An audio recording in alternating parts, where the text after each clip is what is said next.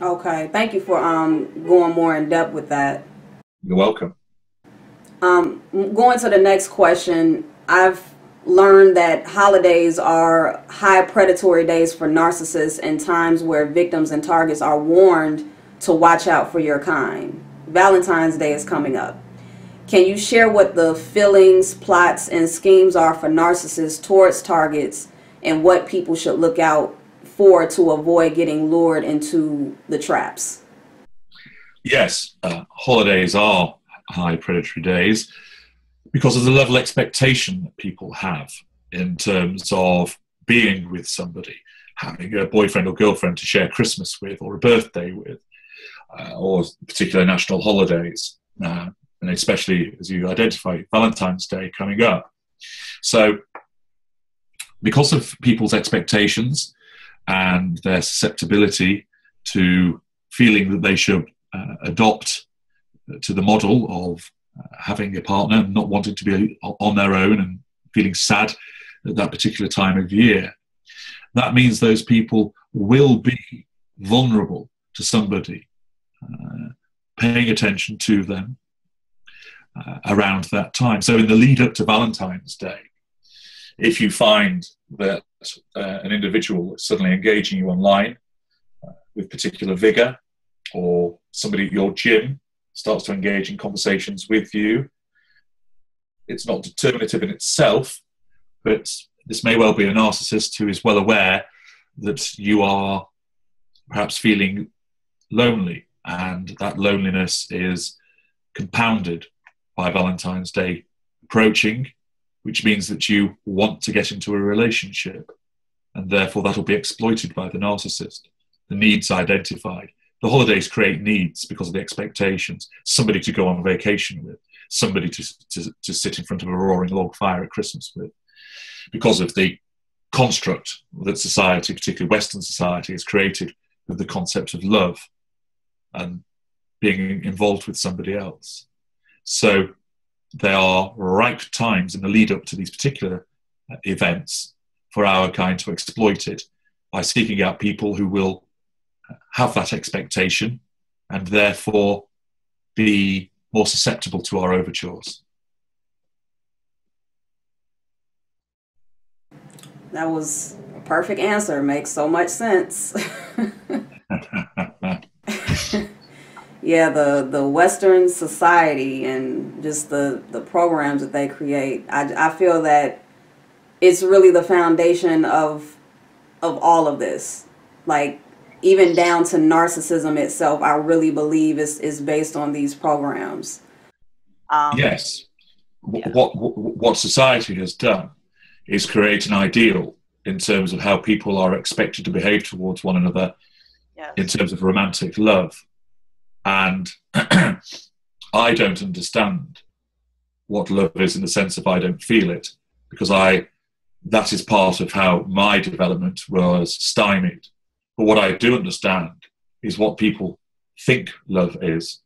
I understand what people expect the manifestation of that love to be. And that manifestation is what has been forced down people's throats by society and the media, so that people think it is about certain romantic gestures, and that is what love is. And by creating this plethora of gestures, that provides us with repeated conduits towards our victims, because the outward expression of what is purportedly love, to be through the buying of gifts, the giving of flowers, the writing of poetry, the standing outside of your window and serenading you, all of these different things, if you really analyse it, is that what love really is? Not from what my victims have told me. They've told me that love is something entirely different, but that is a manifestation of it. And it's what people have been conditioned to expect. So if they're conditioned to expect it, I'm perfectly happy to mimic it so they think that I am showing them love. I'm not. I'm incapable of it. But they don't realise that. Yeah, I get that, and I've always been a person that I was never I was never drawn to what society said was correct. So, you know, Yes. the whole idea of love and the flowers and the chocolates, like that was just something that I never, it never did anything for me. But based on society's standards, I thought that there was something wrong with me Well, because, there you are, exactly.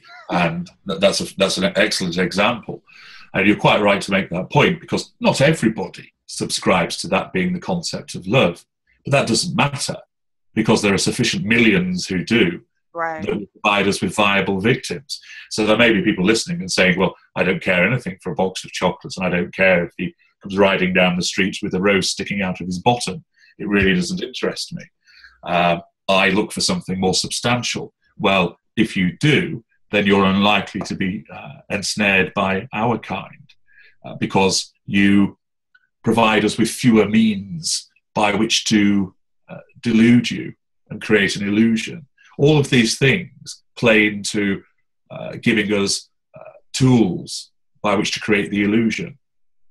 Whereas if it was all about certain loving actions, support, compassion, empathy, we would be exposed, because I don't feel compassion, and I can exhibit it to an extent, but there would come a point where I would either it be identified that it was false, or I wouldn't be able to sustain it because it wasn't achieving what I wanted.